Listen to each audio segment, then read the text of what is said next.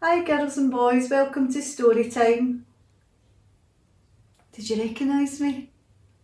Isn't it fun to dress up and pretend to be someone else? And I promised you a big lion mask last week, and this is the big lion mask. And this is just wee bits of pasta around it, and we've painted it. And if you don't have paints, that's okay, because it's hard to get things just now, but you can use crayons or pencils, and it's good fun. And again, it's at the back of a box, so we're recycling.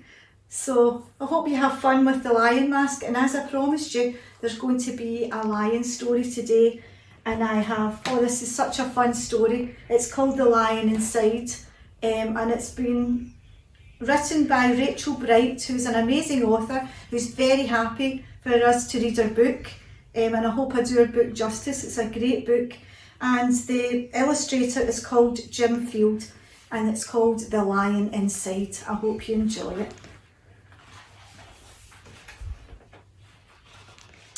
In a dry, dusky place where the sand sparkled gold, stood a mighty flat rock, all craggy and old.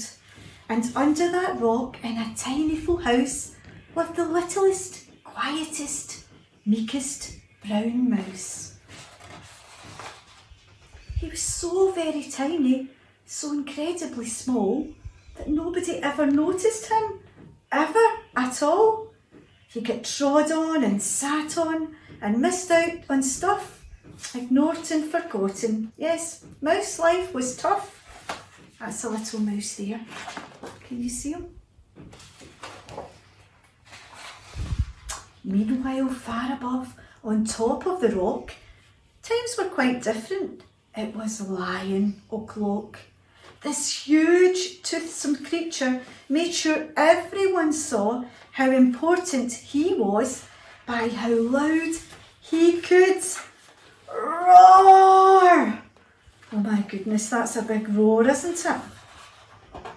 He was head of the pack. He was shouty and tough. He loved showing the crowd. He was made of strong stuff. Yes, all were impressed by this mighty king cat. If only, thought Mouse, I could be more like that. Look at the lion showing off, look. Then, late one dark night, in his Minnie Mouse bed, the cleverest thought popped into his head. He jumped from the covers and he held up a paw. I've got it, he said. What I need is a roar.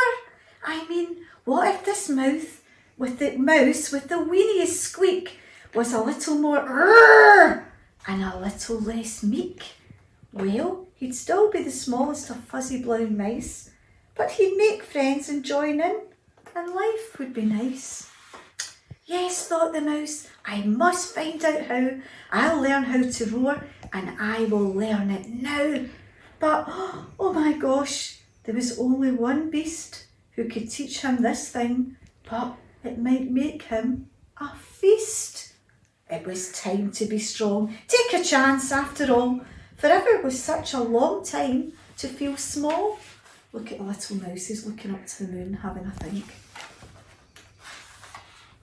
So he made himself brave, and he thought like a winner. He set off for the top, hoping not to be dinner. It felt like the scariest thing he could do. But if you want to change things, you first have to change you.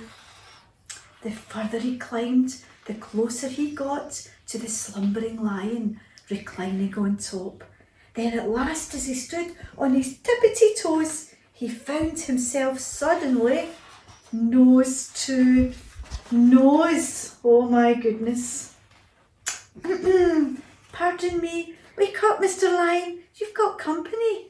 Mr. Lion, what I've come to you for is, do you think you could teach me your roar? A silence befell that twinkling plain.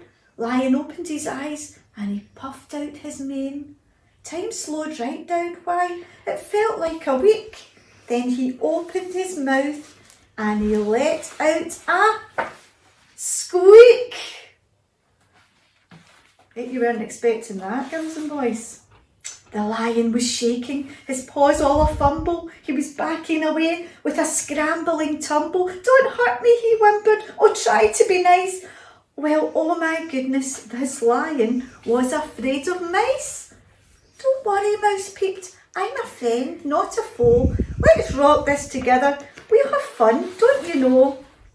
That was a magical moment for sure, when Mouse didn't feel at all small anymore. He had found his true voice and learned to speak out, and for that you don't need to roar or to shout. And from that day and always the two were a pair. They both liked that rock better, now that rock was to share. The mouse, while still little, felt big in his head, and Lion, he still roared, but with laughter instead. Yes, that day they both learned that no matter your size, we all have a mouse and a lion inside. Isn't that an amazing story, girls and boys? And you know, the little mouse did learn that, you know, he didn't have to change, he just had to be himself. And, you know, just to be heard, he only had to be himself, and that way he can still make a difference. Well, next week's story, we have an amazing story. It's a Bible story next week. And it's about someone small that does an amazing thing too, goes on adventure and does an amazing thing. And it's called David and Goliath. And next week, keep your cardboard boxes because we'll be making shields and we'll be going against the big Goliath. So we'll do our prayer together again, because we said last week it's lovely to do things together, isn't it? And I hope you can follow my actions. From the tops of our heads to the tips of our toes, from our wiggly ears to our funny wee nose, from our fronts to our backs and all the way round, God loves us. Have fun, girls and boys. See you next week.